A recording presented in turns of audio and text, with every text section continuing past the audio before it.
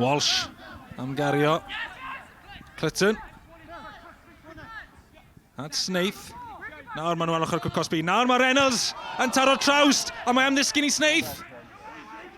Mergyd gan Ryan Reynolds. Cwpan. Post yn y gosau mae'n dod. A Sam Snaith yn agor o sgorio i Pen-y-bont. Nhw sydd wedi cael y gorau o'r gêm yma. Gyda 5 munud i fynd.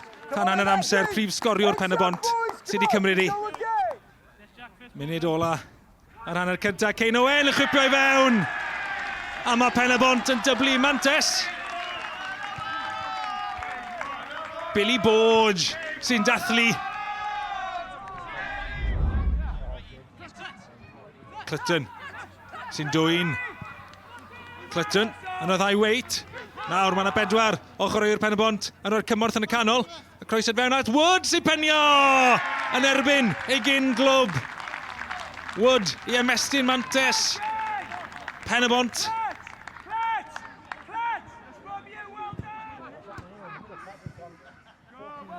Y bel yn cael ei godi at yr eilydd Winter Coles. Winter Coles, heibio un, mae fe yn y cwrt nawr yn tynnu nôl. Clyton. Clyton yn cael ei dynnu lawr. Mae yna gic o'r spotyn. A mae drosedd ar Clyton. A'r dacl yn ei gymryd e lawr. Capten Pen-y-bont. Methu ymestyn Mantes ei dîmau. A dim angen i Smolk ymwneud gwaith chwaith. Hwna'n mynd yn hawdd dros y trawst. Walsh, o'r bas, yn un da, ti at Wood, Wood yn mynd o bell, yn codi'r bêl dros Smolcombe, am gol gan Nathan Wood. Yn edrych yn rhwydd, edrych yn gyfforddus ar y bêl. Ac yn gywrain, yn codi'r bêl dros golwr Gwndy. Wood, yn rhyddau Winter Coles. O, Wait yn y canol. Wait, ddim yn cam sefyll. O gwmpas i Smolcombe, mae'n tynnu nôl ac yn gorffen ar yr ongl dyn am 5 gol Pen-y-bont. Ildiodd Gwndy 5 dros y penwythnos yn ebyn Pontypridd penwythnos diwetha. Yn ildio 5 praw yma.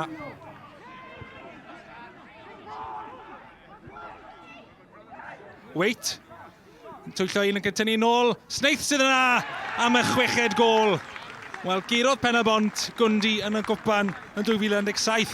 Goffon nhw gael amser ychwanegol y diwrnod yna. Sdim amheuaeth prynawn yma. Cwpan. Bas mlaen at Wood. Di Wood ddim yn cam sefyll. Wood ar ei hat-trick. Ar Smolcombe yn arbed. Nawr Greenwood, mae Wood yn hawlio'r bêl. Fwy o awch yn ei chwarae fe. Ers cael y gol cyntaf yna, Wood. Fewn at Wait. Wait yn twyllo Morgan ac yn rhoi'r 7fed gol yn y rwyd. Obviously, Andy could have presented a banana skin for us today, and we had to have a good start. Really, we didn't want to give them anything to hang on to with an early goal. They would have obviously grown then in stature. Fair play to them. I thought they stuck to the task really well first half. They had a good shape about them, and they worked tirelessly. But obviously, in the end, the quality shone through. Obviously, we're coming up to Pen-y-bont. They're, a fantastic outfit, Welsh Premier side. I thought the first half, in particular, we played very well. We were very disciplined.